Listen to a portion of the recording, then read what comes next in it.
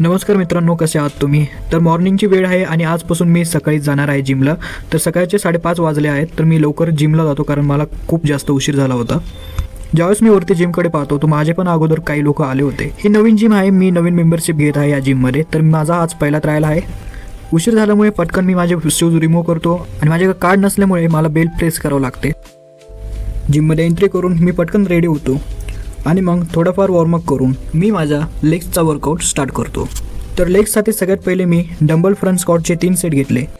त्यानंतर legs प्रेसचे 3 set आणि लास्टला लेग्स कर्लचे 3 सेट.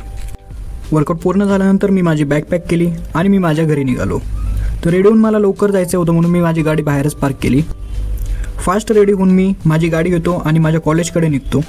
कॉलेजला जायला थोडा उशीर झाला, त्यामुळे लवकर गाडी पार्क करून आणि प्रेयर कंप्लीट करून मी प्रॅक्टिकल करायला गेलो.